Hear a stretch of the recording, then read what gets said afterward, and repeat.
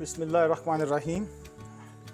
First of all thank you all for coming. मेरा ख्याल में उर्दू का ज़्यादा बेहतर है कि मुझे प्रेजेंटेशन तो इंग्लिश में है, ज़्यादा समझ भी लगेगी और आसानी भी रहेगी और हमारी लैंग्वेज भी है। सबसे पहले मैं पाकिस्तान वुमेन फोरम का शुक्रिया अदा करता हूँ। मुझे याद है मेरा ख्याल 2015 या 16 में एक लेक्चर दिया था, उन्होंने बुलाया था और उसके बाद मैंने देखा कि 8 साल हो गए। पता नहीं शायद ये गैप ज़्यादा आ गया या उनकी तरफ से थोड़ी सुस्ती थी या हमारी तरफ से। तो लास्ट लेक्चर मैंने वादा किया था नेक्स्ट टाइम जब भी बुलाएंगे तो मैं आपको कोशिश करूंगा कि प्रैक्टिकल डेमोस्ट्रेशन भी दूंगा। उसके लिए डमीज़ भी अरेंज कर लिए मैंने स्पेशल परमिशन ली जस्ट आपकी डेमोस्ट्रेशन के लिए कि आपको फर्स्ट एड अगर उसकी कोई प्रॉब्लम हो जाए आपके घर में कहीं पब्लिक प्लेस पे या किसी जगह पे हो जाए तो आपने कैसे हैंडल करना है। और ये इसलिए भी ज़रूरी था कि मैं आपको वाक़या बता दूँ। ये एक्चुअल वाक़या 3 महीने पहले मेरे साथ हुआ है। अपनी बेटी को लेने गया हूँ पाकिस्तान स्कूल से, छुट्टी का टाइम था, मुझे मिल नहीं रही, मैं ढूंढ रहा हूँ। तो मैं गया कि रिसेप्शन में बहुत जमघटा लगा हुआ है, कुछ लोग भाग रहे हैं। तो मैं पता नहीं शायद कि मसला हुआ, उधर वो औरतें खड़ी थी, मैं नहीं गया। मैं फिर बेटी को ढूंढ के मिली, दवाई बंदा डॉक्टर साहब इधर आए, एक बच्ची भी होश हो गई। तो मैंने देखा एक बच्ची भी होश हुई है, तो जनाब कोई बंदा उसको पानी डाल रहा है मुँह में, कोई नाक बंद कर रहा है और वो शुक्र है उन्होंने लिटाया हुआ था, बिल्कुल रिसेप्शन के गेट के साथ ही एक स्टूल पड़ा हुआ, लकी लिटाया हुआ। मैं क्या पानी क्यों डाले नहीं पीछे। अचानक एक बंदा मुझे पहचान, डॉक्टर साहब पीछे हुए। मैंने देखा उस बच्ची की पल्स बहुत फीपल थी। मैंने सिंपल किया, टांगे एलिवेट कर दिया। 2-3 खवातीन, डॉक्टर साहब ये क्या हो रहा है, ये क्या हो रहा है। मैं कहती आप छोड़ दें, अगर मुझे जानते तो पीछे हो जाएं। उसके बाद थोड़ी देर बच्चे को गुजारा, उसकी पल्स बेहतर हो गई, ब्लड सप्लाई बढ़ गई। अब मैं हैरान था कि सारे टीचर थे, मैं नहीं किसी को ब्लेम करता, उनको ये सिंपल चीज़ नहीं लाई दिया हुआ। उस दिन में एक और उनके फादर साहब भी आ गए, उन्होंने पहला किया जूस उसके मुँह में डाल दिया। मैंने कहा जी प्लीज़ आप कुछ ना दें उसको, 2 मिनट दें। उतने बच्ची बेहतर हो गई, हम घर चलते हैं। उठी, मैं कहा जी अभी आप इंतज़ार करें। नहीं नहीं जी, जो ही बच्ची उठी है साथ ही गेट के पास फिर गिर गई, फिर पकड़ के दोबारा रिजल्ट आया, क्योंकि इमीडिएटली सर्कुलेशन स्टोर नहीं होती। जब भी देखें किसी वजह से ब्लड प्रेशर कम हुआ, आपका पहला काम है आपका कि आपने ब्रेन की ब्लड को रिस्टोर करनी। जहीं कहीं भी हम इसको लिटा के टांगे एलिवेट करते हैं, क्योंकि ब्रेन को ब्लड चाहिए। हमारा ब्रेन 2 चीज़ों पर जिंदा है, कौन बताएगा क्या 2 चीज़ें जरूरी है ब्रेन के लिए। वाले के स्टूडेंट्स हैं कौन? ऑक्सीजन, ऑक्सीजन आप तो ना, मैं बच्चों से पूछ रहा हूँ। तो 2 चीज़ें हैं, देखिए। तो आपने ऑक्सीजन सप्लाई कैसे करनी, ब्लड से जाएगी, ब्लड नहीं जा रहा, ठीक है। तो इसलिए सोचा कि ये चीज़ें बहुत ज़रूरी हैं आपके लिए। इसलिए मैं कोशिश करूँगा कि फुल BLS कोर्स में जो कॉमन चीज़ें हैं जो हर बंदे को फर्स्ट एड के आनी चाहिए, मैं उसकी तरफ लेक्चर डायरेक्ट करूँ, ठीक है। अनकॉन्शियस की बताया कि सबसे पहले वजह यही है कि किसी वजह से ब्रेन की ब्लड सप्लाई कम हो गई है, बहुत ज़्यादा डिहाइड्रेशन हो गई है। जिस तरह आमतौर पर बच्चे देखे होंगे, स्पेशली ये बहुत दफ़ा होता होगा आपने स्कूल में, जिस सुबह असेंबली है जनाब, बच्चे खड़े हैं जनाब गिर जाते हैं और पहला काम करते कुछ कहते हैं मुँह में पानी डाला जाए, कुछ ना किया जाए, सिर्फ बच्चे को लिटा दिया जाए और बच्चा जी उसके सिर्फ टांगों को एलिवेट कर दे, ताकि जो ब्लड उनकी लेग्स में मौजूद है वो सारा निकल के ब्रेन तक पहुँच जाए। ऐसा 2-3 मेन करने से आप देखें कि उसकी कंडीशन बेहतर हो जाएगी। दूसरी रीज़न जो है लो ब्लड ग्लूकोज, स्पेशली वो मरीज़ जो इंसुलिन ले रहे हैं या जो भी ड्रग्स ले रहे हैं और हाइपोग्लाइसीमिया कहते हैं, या जो दवाइयाँ शुगर कम करने। आपके घर में कोई ऐसा बंदा है, अगर आपको लग रहा है कि वो रिस्पॉन्ड नहीं कर रहा, ड्राउजी हो रहा है या बेहोशी की तरफ जा रहा है, लेकिन अगर वो बात कर रहा है और उठ के बैठ सकता है, तो आप फ़ौरन उस सूरत में उसको कुछ भी चीज़ जो घर में पड़ी है, 4 चम्मच शुगर के, हनी, कोई चीज़ घोल के दे दें। लेकिन अगर वो अनकॉन्शियस है तो फिर तो आपको फ़ौरन एम्बुलेंस मंगानी पड़ेगी, क्योंकि अनकॉन्शियस मरीज़ को कुछ भी देंगे। आपके शायद कुछ में है बायो के स्टूडेंट्स भी हैं, आपको पता है आगे हमारे ट्रेकिया और उससे पीछे है एसोफेगस। जब भी इंसान कोई चीज़ खाता है तो अल्लाह ने ऐसा निज़ाम बनाया एपिग्लॉटिस के, उसके वो ट्रेकिया को क्लोज कर देता है, तो सीधा सांस की खुराक की नाली में जाती है। अगर बंदा अनकॉन्शियस है तो आप जो भी देंगे चांस है कि वो तो चला जाए एसोफेगस में, ज़्यादा चांस है कि ट्रेकिया में जाएगा। और अगर आपने ट्रेकिया में पानी डाल दिया तो डेफिनेटली आपने एस्पिरेशन करा दिया, वो निमोनिया हो गया और वो चीज़ें और ख़तरनाक हो गई। इसलिए अगर आपने सिर्फ एक मैसेज याद रखें मेरा आज, किसी भी बेहोश मरीज़ के मुंह पे पानी नहीं डालना, उसको कोई चीज़ पाने की नहीं देनी, खाने या पीने की। हाँ, अगर आप बहुत शौक है छट्टे मार दें उसके मुँह पे, कम से कम स्टिमुलस दे दें उसको। देखिए, स्टिमुलस देना अच्छा लगे, अवेक रहे। लेकिन अक्सर बात मैंने कभी भी देखा, पब्लिक से पहला काम जो हमारे करते हैं मुँह में पानी डालते हैं। तो प्लीज़ ऐसा ना कीजिएगा, ऐसा ना कीजिए, क्योंकि बहुत चांस है ये पानी जो है बजाय खुराक की नाली में एसोफेगस में जाने की बजाय ट्रेकिया में जाएगा, और जो लंग में जाएगा that will lead to disaster situation. दूसरा हाइपरटेंशन, मैंने पहले बता दिया। Hypertension mean low blood pressure. अब लो ब्लड प्रेशर की वजह कुछ भी हो सकती है, डायरिया हो जाए, किसी को वॉमिटिंग हो रही है, या किसी ने खाना प्रॉपर नहीं किया, अक्सर बच्चे नाश्ता नहीं करते, या कुछ लेडीज़ हैं जो स्पेशली मेंस्ट्रुएशन के पहला डेज चल रहा है, हैवी लॉस हो गया, वो हो गया, या आप बहुत ज़्यादा स्वेटिंग आप खेल रहे हैं, हमारे बच्चे अक्सर बच्चे जो हैं वो गर्मियों में खेलते हैं, तो अक्सर स्वेटिंग की वजह से भी ब्लड प्रेशर लो हो सकता है। और ये एपिलेप्सी, एपिलेप्सी किसी को आइडिया है क्या चीज़ है? बच्चों में किसी ने एपिलेप्सी क्या चीज़ है? मिर्गी का दौरा पड़ना है। और मिर्गी का दौरा पड़ना है तो आमतौर हमारे लोग क्या करते हैं? जूती सुंघाते हैं। मुझे आज तक ये समझ नहीं लगी, और मैंने 2 दफ़ा फिटनेस किया, एक दफ़ा लाहौर एयरपोर्ट पे वो जूती सुंघा रहे हैं, मुझे नहीं पता लगता इसमें क्या लॉजिक है क्या। देखिए, जब भी मरीज़ को मिर्गी का दौरा पड़ेगा वो 1 से 2 मिनट रहना ही रहना है। कोशिश ये करें उस वक़्त कि अगर आप कर सकते हैं कि दांतों के दरमियान कुछ चीज़ रखते हैं, अगर आप रख सकते हैं ताकि वो टंग बाइट ना डाले, और अब दौरा पड़ना है वो आप नहीं रोक सकते। और उसके बाद उसने 5 से 7 मिनट बेहोशी की हालत में जाना, हम कहते हैं पोस्ट पिकल स्टेट, हर दौरे के बाद ये खुद ही ख़त्म हो जाना है। हाँ, अगर आप कर सकते हैं बस ये कर लें कि टांगों को दांत तक दरमियान कुछ चीज़ रख दें ताकि टंग बाइट ना हो जाए। वो भी अगर आपको लगता है कि बहुत वायलेंस, तो आप नहीं करें, वरना आपकी खुद इंजरी हो जाएगी। फिर हेड इंजरी है, देखिए हेड इंजरी किस चीज़ में हो सकती है, चाहे वो ट्रॉमा है, चाहे आप रोड साइड एक्सीडेंट है, वो ज़रा कॉम्प्लिकेटेड है, उसमें आप कोशिश करें कि मरीज़ को बहुत ज़्यादा ना हिलाएंगे। और आखिर में स्ट्रोक है, जो फालिज कहते हैं, वो भी ज़्यादा हाईली ज़ाहिर मेडिकल इमरजेंसी है, उसके लिए भी आपको डेफिनेटली हॉस्पिटल बुलाना या करना पड़ेगा। जब भी कोई मरीज़ आपको बेहोश मिले तो ABC ज़रूर आपने करनी है। ABC AV है चेक एरिया, आपने उसका देखना है, वो आपको डेमोस्ट्रेट करके दिखाऊंगे। सबसे पहले चेक करना है कि उसके मुंह में कोई चीज़ तो नहीं है। कभी कभी अक्सर ऐसे होता है ओल्ड एज में लोग चौक आ जाते हैं, कभी किसी चीज़ फंस जाती है या कोई फॉरेन बॉडी फंसती है।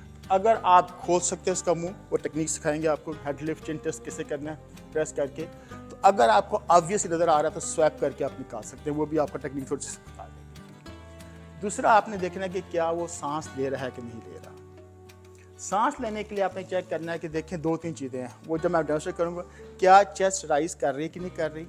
चेस्ट अगर राइज नहीं कर रही तो देखना है। दूसरा ये कि क्या आप उसकी ब्रीदिंग सुन सकते हैं, आप बिल्कुल चेस्ट के ऊपर मुंह के ऊपर रख के देखें कान, क्या आपको ब्रीदिंग की आवाज़ आ रही है। तीसरा ये कि देखें कि क्या आप उसकी ब्रीदिंग सुन सकते हैं, या देख रहे हैं कि अगर आपकी आवाज़ आ रही है सांस लेने की, या आपको उसकी एक्सपिरेशन जो आपका सांस बाहर निकाल रहे हैं, एक्सहेल कर रहे हैं, वो फील हो रही है एयर के लिए। ठीक है, ये 2-3 चीज़ें हैं, आपको उसको बता भी देंगे किस तरह कर सकते हैं, काफ़ी हद तक आ जाएगी। आपने ऑब्जर्व करना है कि क्या वो ब्रीथ कर रहा है कि नहीं कर रहा। लास्ट में सर्कुलेशन, कहाँ चेक करते हैं पल्स, एनी आइडिया?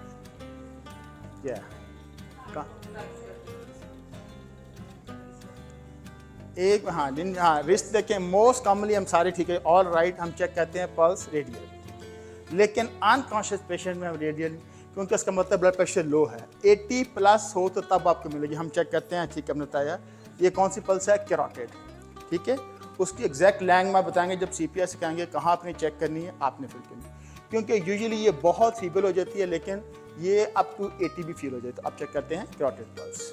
अगर आपको लगता है कि आपका पेशेंट सांस लेना शुरू हो गया है, बात करना शुरू हो गया है, और या उसका ब्लड प्रेशर बेहतर हो गया है, या एटलीस्ट कम्युनिकेट कर रहा है, तो होता है वो एटलीस्ट, तो उसका सबसे बेहतर है उसको अब रिकवरी पोजीशन में लेटा दें। आप उसको स्ट्रेट नहीं लेना, अपनी साइड पे लेटा दें। इसलिए कभी कभी ये होता है कि रिकवरी के आने के बाद कुछ पेशेंट वॉमिटिंग भी कर देते हैं, बाद लोगों को सीवियर पेन हो रही होती है, पेन वॉमिटिंग हो जाती है। जब इस पोजीशन में लेटाएंगे तो वॉमिट्स जो है वो साइड पे जाएगा, वो स्प्रेड नहीं करेगा। अगर आप सीधा लेटाएंगे तो अगेन चांस होगा कि अपना ही वॉमिटिंग जो क्या है वो एस्पिरेट कर सकता है। तो इसलिए आपने ये जांचनी है, ये रिकवरी पोजीशन है। जब भी लगा कि पेशेंट कुछ बात करना शुरू हो गया, बेहतर हो गया, उठा के चिल्लाना नहीं है, अभी उसको टाइम दे फुली रिकवर करने, क्योंकि कुछ आपने लेग एलिवेट किए, ब्लड गया है ब्रेन तक, बेहतर हुआ है, फुली रिकवर नहीं हुआ, तो इस पोजीशन में लेटा दें। Shock again mean one of the most common reason shock यही है, हाइपरटेंशन या low blood pressure. Blood pressure usually हम कहते हैं 120/80, एनीथिंग लेस देन 100 और most specific less than 90 mean के ब्लड जो है ब्रेन को प्रॉपर सप्लाई नहीं कर रहा, और जब ब्रेन को ब्लड नहीं जाएगा तो ब्लड कंटेन ऑक्सीजन नहीं जाएगी, जब ब्रेन को ऑक्सीजन नहीं जाएगी तो ब्रेन फंक्शन नहीं कर सकता। और ये भी बता दिया कि ब्रेन सेल जो हैं बहुत सेंसिटिव होते हैं, मैक्सिमम 2 मिनट्स, अगर आप 2 मिनट तक स्टोर नहीं कर रहे ब्लड सप्लाई तो ब्रेन के सेल डेड होना शुरू हो जाएंगे, और उसमें से जो हाईली एक्टिव सेल होंगे पहले डेड होंगे, लेकिन यूजुअली 3 to 5 मिनट 2 होता है इरिवर्सिबल ब्रेन लॉस, फिर आपका ऐसा लॉस हो जाएगा रिकवर नहीं होगा। इसलिए ब्रेन की ब्लड सप्लाई रिस्टोर करना बहुत जरूरी है। तो शॉक की जो कॉमन जस्ट चीज़ें हैं बताता हूँ। सबसे पहले यही करना है कि मरीज़ को लिटा दें, जहीं कहीं भी हैं, आप सड़क पे हैं, खड़ा ही नहीं करना, ज़मीन फ्लैट उठा देना। और अगर आप कोशिश कर सकते हैं कोई ब्लैंकेट वगैरह है तो कवर कर दे, क्योंकि जब भी ब्लड फ्लो कम होती है तो बहुत ठंडा, कहते हैं जो ठंडा पै गया जी, बिल्कुल ठंडा हो गया, त्रेलियाँ आ गई, तो स्वेटिंग सारे के सारे जो पार्ट हैं ये उसी शॉप के हैं, तो आप उसको कवर कर दें, चाहे सर्दियाँ हैं चाहे गर्मियाँ लगा लो, कोई ब्लैंकेट वगैरह से कवर कर दें। और तीसरा स्टेप मैंने बताया था आपको कि कोई ड्रिंक कोई फूड नहीं देना, और साथ ही क्या करना आपने, आपके इसको रेज द लेग, हमारी लेग बहुत बड़ी, कहते हैं पेरिफेरल, अच्छी खासी कैपेसिटी ब्लड है इसके अंदर होता है। वैसे जो ही आप लेग रेज करते हैं सारा ब्लड निकल के खून से अंडर ग्रेविटी वो चल जाएगा, हार्ट से ब्रेन में चला जाएगा, तो उतने ही ब्लड वॉल्यूम से चाहे वो कम है सर्कुलेशन इफेक्टिव हो जाएगी और ब्रेन का ब्लड मिल जाएगा। टिल कि आप उसका फर्ज रिकवर नहीं करते या आपकी हेल्प नहीं आती। So do not give anything again to eat और ड्रिंक, और ना ही उससे कहें कि फ़ौरन उठ के तो अब भाग जाए ये चलें, और क्या करें कि वहाँ पे ओवर क्राउडिंग ना करें। पहले ही देखिए हबस हो रही होती है ऑक्सीजन, और सारों के लोग जो खड़े होते हैं सारों की जो एक्सप्रेशन वहाँ पे हो रही होती है, वो कहता है वो कार्बन डाइऑक्साइड बढ़ा रहे होते हैं एरिया के, तो उसके लिए प्लीज़ कम कर दें, जिंदा कम करें, वेंटिलेशन दें। और हमारे यहाँ हमेशा होता है कि लोग इतने जमा जाते हैं पता लगता है अंदर हो क्या रहा है, तो नहीं, प्लीज़ कुछ करें कि क्राउड को डिस्टर्ब कर दें और ताकि उसको वेंटिलेशन मिले।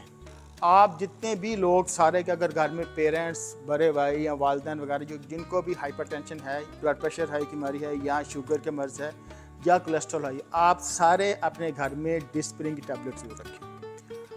पहला काम, अगर आपको शक भी लग रहा है कि हार्ट अटैक हो रहा है तो बड़ी डिस्प्रिन 1 या छोटी डिस्प्रिन 4 आप इसी को दें कि च्यू कर लें। लेट्स सी कि 25% चांस है हार्ट अटैक है, वो इफेक्टिव होगी। लेट्स सी इवन 75% चांस है को हार्ट अटैक नहीं था, और प्रॉब्लम थी, ये डिस्प्रिन की एक गोली कुछ नहीं करेगी, it will not do any harm, कोई नुकसान नहीं। लेकिन अगर आपने दे दी है तो ये जो वंडर करेगी आपको नहीं पता। इसलिए हर घर में जहां आपको शक लगे कि चेस्ट पेन हो रही है लेफ्ट, आप फ़ौरन 4 छोटी टैबलेट्स या एक बड़ी 325 के उसको के दांतों में चबा लें, ना ये सॉलो करनी है, ज़बान नीचे नहीं रखनी, दांतों में देना है कि चबा के खा लें। अगर आपने गलत भी दे दिया कोई नुकसान नहीं होगा। ये तुम फर्ज करो चेस्ट पेन की और वजह भी हो सकता है मैदे का दर्द हो या मसल पेन भी हो, लेकिन अगर ब्लड प्रेशर का मर्ज़ है, शुगर का मर्ज़ है, तो चांस ज़्यादा यही हो सकते हैं कि हार्ट अटैक ही हो, तो आप दे सकते हैं, ठीक है। और अगर बहुत ज़्यादा टाइट क्लॉथ पेन है तो उसको लूज़ कर दें, ठीक है। और देखें अगर कोई मेडिकेशन पड़ी है उसके पास, जिस तरह आपको पता है स्प्रे पड़े होते हैं आजकल, सबलिंगुअल टैबलेट भी आती है, पैच भी आता है, तो अगर छोटी गोली पड़ी है ग्लिसरीन की, उनको पता ही हो सब ट्राइनाइट्रेट की या नाइट्रेट्स की, तो आप 3 गोलियां 5-5 मिनट वक्त रख सकते हैं, और उसी तरह साथ आप एम्बुलेंस या कॉल को हेल्प करना शुरू कर दें, ठीक है। हार्ट अटैक में मरीज़ को कोशिश किया करें कि आप उसको लिटाना नहीं है, बिठा के रखना है, क्योंकि कभी कभी हार्ट अटैक के साथ ही हार्ट फेलियर भी हो सकता है और अपनी डिमो हो सकता है, उसमें सांस लेने में दुश्वारी हो सकती है। तो उसके लिए बेस्ट पोजीशन ये है कि उसको दीवार के साथ या बेड के साथ लेके बिठाई रखें, ठीक है। उसको क्वेश्चन नहीं लिटाना नहीं है, अनटिल के लगे कि बिल्कुल भी होश हो रहा है तो वो तो फिर एक खतरनाक चीज़ हो सकती है। Choking one of the most common चीज़ है, स्पेशली जो ओल्ड एज में बहुत ज़्यादा हो सकती है। कोई भी चीज़ खा रहे हो सडनली, अक्सर का हम लोग होता है खाते में बातें कर रहे होते हैं, हम खाते हर काम कर रहे होते हैं, तो बेध्यानी में चोक कर सकते हैं, ठीक है। चोकिंग में क्या करेंगे, उसको और खाना देंगे, क्या करेंगे, पानी दे देंगे क्या पानी, गुल भैया जी, हाँ जी, देखिए अब आ रहा है जी, बिल्कुल आ रहे हैं जी, बिल्कुल सही कह सुबीर साहब। देखें जब भी चोकिंग, पहला काम ये करना है आपने उसको बैक पे, जना वो कहते हैं ये मुक्के मारो, बिल्कुल सही है, जब मुक्का मारें आप कोशिश कर रहे हैं डिसलॉज करके उसे बाहर निकालें, क्योंकि होता ये है कि अपर में फंसा हुआ है, वो नीचे नहीं गया, ठीक है, अपर एयरवेज में गले फंसा हुआ है, तो आप उसके 5 कट्ठे थ्रस्ट दें बैक पे करके, बेंड कर दें तो कर लें।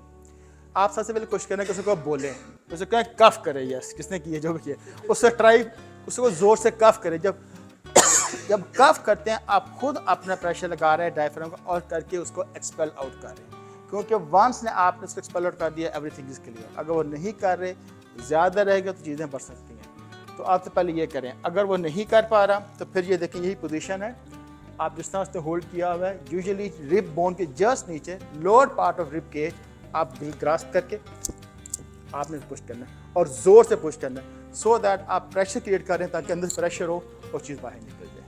आपने क्वेश्चन जब तक इसको निकाल नहीं पाया आपने नहीं छोड़ना क्वेश्चन, क्योंकि ये 100% लाइफ सेविंग है, और अगर छोड़ दिया it could be life taking also. तो ये एक सिंपल प्रोसीजर है, हर बंदे को आना चाहिए। एक तो बैक वाले दरमियान में जो शोल्डर ब्लेड के दरमियान है वहाँ ज़ोर ज़ोर से मारे और बेंड करके। दूसरा ये आपने भी करना है और दोनों को अल्टरनेट करते हैं। यूजुअली मोस्ट ऑफ टाइम आपका सक्सेसफुल हो जाती है। और प्लस उसके भी कहें कि कफ आउट करें।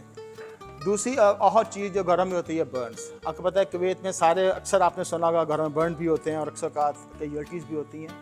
तो burn is again one of the common casualty घर में होती है, इसका भी आपने खास याद रखा क्योंकि सारे यहाँ पे सिलेंडर यूज़ करते हैं। सबसे पहले ये कहना है कि बर्न वाले बंदे पानी डालना चाहिए कि नहीं डालना चाहिए आग बुझाने के लिए?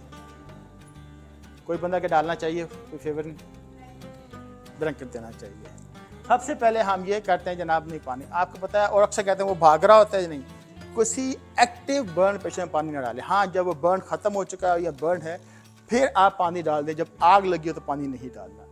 क्या करना है, और ना ही जनाब आपको पता है एक कॉमन चीज़ जी टूथपेस्ट लगा लें, जी मक्खन लगा लें और जी मलाई लगा लें, बड़ी चीज़ें होती हैं जिस पर लगा लें बर्न पे। सबसे पहले किसी को भी आग लगी हो तो ज़मीन पे लेटा दें और उसे कहें कि रोल करें, वो रोल करता रहे। रोल करने से खुद ही आग, जब जितना वो भागता है उतनी ऑक्सीजन उतनी ही आग फ्लेयर अप होती है। रोल करते हैं।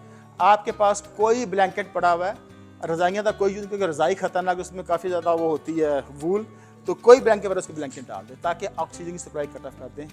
वैसे तो होते हैं बर्न ब्लैंकेट स्पेशल, लेकिन अक्सर घरों में नहीं होते, बाकी रखने चाहिए। कोई भी जो सिंपल प्लेन ब्लैंकेट पड़ा उसके ऊपर डाल दें। उसके बाद आपने करना है, कोशिश करनी है कि जो टाइट क्लोथिंग है वो रिमूव कर दें, और स्पेशली लेडीज़ में रिंग वगैरह पहनी है जब तक एम्बुलेंस वगैरह नहीं है, क्योंकि बर्न के बाद पेशेंट बहुत ज़्यादा स्वेल कर जाते हैं और अक्सर का रिंग इस तरह फंस जाती हैं बल्कि वो नेक्रोसिस काज कर सकती हैं। तो इमीडिएटली उनकी जो टाइट रिंग्स है वो रिमूव कर दें, क्योंकि बर्न में अगर सीवियर बर्न है तो विद इन मिनट्स एडिमा हो जाता है, वो जब तक आता है हैंड स्वेल हो चुकी होती है तो रिंग फंस जाएगी, और जब रिंग फंसेगी तो ब्लड सप्लाई खत्म हो जाएगी, तो एडिशनल चांस है कि वो इसको टोटल एम्पुटेट कर देगी, वो फिंगर ज़ाया हो सकती है। तो ये चीज़ें जो ना आप कर सकते हैं तो करते हैं। और बर्न के ऊपर कोई भी आपने कॉटन वगैरह कुछ नहीं लगानी।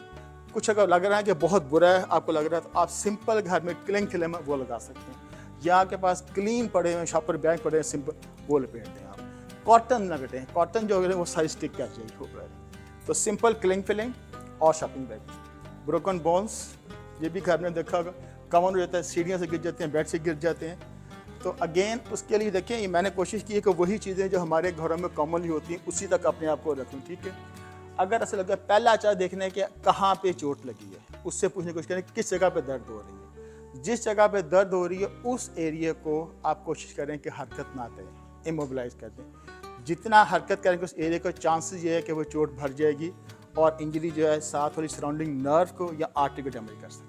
बहुत सिंपल है। अगर लगता है कोई बंदा कह रहा है जी मेरे बाजू में दर्द, मोस्ट कॉमनली चोट लगती है बाजू को लगती है, यहाँ हाथ का फ्रैक्चर होगा या कोहनी का होगा, सिंपल कोई भी दुपट्टा लेके, स्कार्फ लेके सिंपल यहाँ पे रखें, यहाँ से रोल करके और बात आपने सपोर्ट देनी है। कुछ होती हैं आर्म स्लिंग, अपर कर लें, यहाँ पर सिंपल कोई भी चीज़ घर में पड़ी है, स्कार्फ पड़ा है, दुपट्टा पड़ा है, जस्ट सिंपल लपेटें, यहाँ से रोल करके आए, आपका नॉट सिंपल लपेट के उसके बाद शोल्डर के ऊपर से ला के, राइट है लेफ्ट है कोई है। इसी तरह अगर टांग है तो कोशिश करें कि आप उसको इमोलाइज करें। अगर आपको लग रहा है कि बहुत ज़्यादा ब्लीडिंग भी हो रही है तो पहले तो आप कोशिश करनी कि आपको ब्लीडिंग का टाइट करें। और कुछ नहीं मिलता तो घर में कोई भी स्टिक वगैरह पड़ी, कुछ भी साथ रख के उसका कपड़ा कर। आपका मकसद ये है कि वो टूटा हुआ पार्ट हरकत ना करे, वो इंजरी और बढ़ती। जब तक एम्बुलेंस नहीं आती या कोई फर्स्ट नहीं आ रही, आपने सिर्फ उसको इमोबिलाइज, ताकि वो ज़्यादा हिले नहीं। वो हिलेगा तो चांसेस ये है कि हड्डी के जोड़ करके वो साथ वाले वेसल को, आर्टरी को, नर्व को डैमेज कर सकते हैं। इलेक्ट्रिक शॉक कुवैत में तो कम है क्योंकि इनका सिस्टम अच्छा है, लेकिन फिर भी आपको पहला चीज़ यही है कि अगर किसी जगह शक लग रहा है कि आपको शॉक लग, उसको टच नहीं करना, हीरो बन के उसको छुड़ाने की कोशिश नहीं करनी। आप कभी नहीं छुड़ा सकते, साथ आप खुद चिमटते हैं। अगर आपने किसी को भी छुड़ाना है तो ऐसी चीज़ अपने हाथ में रखें जो करंट को ट्रांसमिट नहीं कर रही। क्या हो सकती है वो? लकड़ी, डंडा और प्लास्टिक, रबर, जी ये चीज़ें रख के किसी भी लोहे की किसी भी मेटल चीज़ से हाथ नहीं लगाना, और ना ही खुद हाथ लगाना। अक्सर होता है जज्बात पे काबू रखना, अक्सर का माएँ दिखती बच्चों को पकड़ती तो साथ देखें, नो डाउट ऐसी यही तो है, अपने पैनिक नहीं होना। कोई भी चीज़, कुछ नहीं तो अगर आपकी जूती इस तरह की प्लास्टिक की है तो उससे खा कर लें। और अगर आपको पता है इमीडिएटली घर का पावर सप्लाई सबसे काम तो वही करें जो मेन पावर सप्लाई उसको ऑफ कर दें। तो जहाँ भी पता है आपको, ये आप सबको पता होना चाहिए कि आपके घर का मेन पावर स्विच कहाँ पे है। Everybody should know that. लेकिन अगर आप किसी ऐसी पब्लिक प्लेस पे या कुछ नहीं पता, तो उसमें आप जंप ना करें, उसमें फिर कोशिश यही करें कि आपको लकड़ी मिल जाए या कोई रबड़ की चीज़ मिल जाए तो उससे जाके उसको हलाने की कोशिश करें। देखें, अपनी सेफ्टी फर्स्ट है। वो बेचारा जो हुआ इमरजेंसी में, मैं नहीं कहता, लेकिन आप भी जंप कर गए तो ये दूसरा इमरजेंसी भी हो जाएगी। तो आपने फर्स्ट अपनी सेफ्टी पहले सिक्योर करनी। उसलिए अगर आपको चीज़ नहीं है तो आप हेल्प ना करें इस सिचुएशन में, क्योंकि एक और कैजुअल्टी हो जाएगी। कोई भी इंजरी हो, जब ब्लीडिंग की मैं सबसे सिंपल है, सबसे पहला काम क्या करते हैं, ब्लीडिंग हो तो क्या करते हैं, प्रेशर देके किसी भी चीज़। देखें, अगर आपकी कोशिश होनी चाहिए कि आप ग्लव्स वगैरह घर में पड़े हुए, क्योंकि कभी कभी होता है कि ब्लड कंटेमिनेट हो सकता है। आपको पता है ABC वायरस चीज़ें हैं। कोई भी सिंपल कुकिंग ग्लव पड़े हैं तो वो पहन के फ़ौरन प्रेशर दे दें, आप उसको प्रेशर दे दें, और उसके बाद कोई भी प्लेन स्टेरिलाइज कॉज है उसको लपेट दें। अगर खुदा न खास्ता खुदा से लगा है किसी बंदे की उंगली कट गई है, खुदा कभी कभी ऐसा भी आप देखा ना करे किसी का हाथ कट जाता है, तो फ़ौरन इसको क्लीन किसी भी शॉपिंग बैग में आइस के अंदर डाल के रखना है, फ़ौरन ना बाहर रखना है, और फ़ौरन के फ्रिज में रखना है, ताकि उसके जो है ना फंक्शंस हो रहे। अगर वो बाहर पड़ जाएगा तो चांसेस है कि डैमेज के कोशिश हो जाएगा। ज़ाहिर बात है एम्बुलेंस वगैरह तो कॉल कर ही रहे हैं, लेकिन in any situation first thing उसको कवर करके आइस में रख के पैक कर दें। अगर उंगली हो गई, एम्पुटेट हो गई है, या हाथ हो गया, कुछ भी हो गया, उसके लिए आप करते हैं। छोटी सी एक्सरसाइज है, देखें कि आपने कितना सीखा है। Bleeding, pressure, let's check, direct pressure, okay, very good. Choking, very good. No breathing, मतलब सारे जो बच्चे हमारे यहाँ एक्टिव हो गए सही। Heart attack, very good. अब तो है आखिरी मैं ही बता देता हूँ, शॉक, सो एटलीस्ट अब आपको इतना आइडिया तो हो गया होगा कि फर्स्ट एड में अगर कोई ब्रीदिंग नहीं है या ब्लीडिंग है, शॉक है, हार्ट अटैक है, चोकिंग है, तो आप क्या कर सकते हैं। ठीक है, एटलीस्ट अब मैं ये नहीं कह रहा कि 100%, लेकिन कुछ ना कुछ चीज़ें आप कर सकते हैं कि बजाय फुल डिज़ास्टर में जाने। ठीक, अगर कोई क्वेश्चन क्योरी क्लियर हो तो एंड में पूछ सकता है। वाइज वाला तो नहीं है, यहाँ मैं सड़क के बीच में तो नहीं है, तो साइड पे कर लो। ओके, सबसे पहले चीज़ करनी है tap and shout, sir are you okay, are you okay, this no response, please call for help. Immediately आपने बजाय कुछ करने पहले कुछ करनी, दाएं बजाय हेल्प करें। ओके, उसके बाद आपने चेक करनी है कैरोटिड पल्स, और साथ में देखना है, पीछे नजर आ रहा है उसको, साथ में देखना है कि पल्स ब्रीथ कर रहा है कि नहीं कर रहा है। देखें, आप सारे लोग फील करें, जस्ट आपके जो एंगल ऑफ मैंडिबल उसके बिलो 3 फिंगर रखें। Can you feel the pulse? Right hand से लेफ्ट कर ले, हाँ से just below angle of your mandible, जहां आपका मैंडिबल एंगल उसके नीचे देखिए। और आपने करना ये, देखिए हाथ रखे, 5 सेकंड की पल्स देखनी, और साथ साथ आप चेस्ट राइज देख रहे हैं, आप देख रहे हैं कि चेस्ट मूव कर रहे कि नहीं कर रहे, और प्लस आप अपना भी इधर रख दें, कोई सांस आपको लग रहा है। ये काम मैक्सिमम आपने करना है 10 सेकंड के लिए। 1/1000, 2/1000, 3/1000, 4/1000, 5/1000, 6/1000, 7/1000, 8/1000। Patient there is no response, ना वो ब्रीथ कर रहा है ना उसकी पल्स है। फिर आपने ये स्टार्ट CPR। CPR के लिए देखें, लैंडमार्क्स बॉडी में ये निपल है और ये रिब केज है। रिब केज के लोअर पे आपने इस तरह अपने हाथ को इंटरलॉक करना है। ये हाथ है, इंटरलॉक कर लें या ऐसे रख लें, अपनी मर्जी, और फर्म करना है। आप राइट हैंडेड या लेफ्ट हैंडेड, आपकी मर्जी, जो अपने ऊपर रखना है, it's all up to you. उसके बाद ये जीफी स्टर्नन है, ये हमारी चेस्ट बोन है, और इसके और 2 निपल के दरमियान ये एरिया जहाँ आपने हाथ रखना है, एब्डोमेन पे नहीं रखना, ये एरिया है। और आप ये देखिए, ये मैनिकन है, इसके ऊपर रखा है, आपने लॉक किया है। अब आपने राइट से करना, लेफ्ट से करना, आपकी मर्जी। 1 2 3 4। और दूसरा ये चीज़ है, क्योंकि आप लोगों को नहीं पता, पहले आपने पेशेंट के पूरे ऊपर आना है, और आपकी ये elbow should be locked. Elbow को अगर आप ऐसे रखेंगे का मतलब नहीं, elbow should be lock fully, पूरा आपका शोल्डर, एल्बो, हाथ सारे एक सीध में होने चाहिए। अगर ऐसे होगा तो आपकी कमर दर्द करेगा, आप नहीं कर सकेंगे। और पूरा पेशेंट के ऊपर, अब मेरी पोजीशन देख लें, शोल्डर जॉइंट, एल्बो हैंड एक सीध में है, और ये 1 2 3 4 5 6 7 8 9 10 11 12 13 14 15 16 17 18 30 का रुकना नहीं है। अगर कोई बंदा नहीं आपके पास आया तो आपने 100 करनी है 1 मिनट, 2 मिनट्स करके कोशिश करनी है फ़ौरन हेल्प करें। You can not do more than 2 minute, 2 minute से आप नहीं कर सकते। ये हॉस्पिटल में ऐसा होता है, हम फ़ौरन बल्कि 1 मिनट के बाद चेंज करते रहें। कभी किसी ने चीज़ देखी, सुना इसका नाम? किसी ने कहा पीछे तक आवाज़ आई है। It is called AED, automated external defibrillator. अब दुनिया में हर जगह पे, स्पेशली एडवांस वर्ल्ड में, डेवलप वर्ल्ड में, ये मशीन उनके हर 1 किलोमीटर के ऊपर पड़ी हुई है। रेलवे स्टेशन में, शॉपिंग मॉल में और एयरपोर्ट्स वगैरह पे जहाँ भी क्राउडिंग होगी ये मशीन पड़ी होगी। इसे कहते हैं ऑटोमेटेड डिफिब्रिलेटर। ये कैसे काम करती है जस्ट दिखा दूँ ताकि आप, ये कोई भी बंदा लेमैन यूज़र, ये किसी एडवांस यूज़र के लिए हर एक बंदा इसको इस्तेमाल कर सकता है। इसके ऊपर लिखा है 1 2 3, anybody can see, press 1। Remove pads from package and apply to patient's bare chest. अब कह रहा है कि पैड्स को निकाल दे। अब ये देखिए, ये पेशेंट की चेस्ट बनी हुई है, ये एपेक्स बीट है, हार्ट बीट का एरिया, ये शोल्डर है। आपने लगा, अब वो कह रहा है प्लग इन कनेक्टर। आपको दिखा ये लाइट है, जब command the plug in connector, आपने कनेक्ट कर दिया। अब आपने कुछ नहीं करना, पेशेंट को टच नहीं करना, ये खुद ही हार्ट को एनालाइज कर रहा है। मशीन कह रहा है कि पेशेंट का दिल काम नहीं कर रहा, इसको शॉक चाहिए। क्लियर? उसने ऑटोमेटिक शॉक तैयार कर लिया। अब देखिए, अब ये देखें, सारे ऑल क्लियर, शॉक डिलीवर कर दिया ऑटोमेटिक। ये क्योंकि हार्ट अटैक के बाद मोस्ट कॉमन लोगों को वेंट्रिकुलर फिब्रिलेशन, या हम कहते हैं उसका हार्ट जो है वो बंद हो जाता है और काम नहीं कर रहा, फिब्रिलेट कर रहा है। ये मशीन बता देगी कि इस मशीन को शॉक चाहिए कि नहीं चाहिए। अगर वो कहता है कि शॉक नहीं चाहिए, आप दोबारा CPR कर लें। अगर शॉक कह रहा दे दिया गया तो इट इज़ 90% लाइफ सेविंग। और बहुत सारे वाक़यात, स्पेशली अमेरिकन हार्ट एसोसिएशन जब से भागना शुरू किया 2007-8 से 50% अरेस्ट हैज़ बीन स्टॉप, और उनका जो मोर्टेलिटी रेट बढ़ गया है। और मेरा ख्याल है बाद में भी कुछ इनका प्रोग्राम है, तो हम सबको टाइम देंगे, 4 ग्रुप में आ जाए, 6 ग्रुप में आ जाए, स्पेशली यंग, क्योंकि इसके लिए बहुत हार्ड, बहुत जिनकी बैक एक है वो ना आए, तो हम टाइम देने की प्रैक्टिस करेंगे। ठीक है।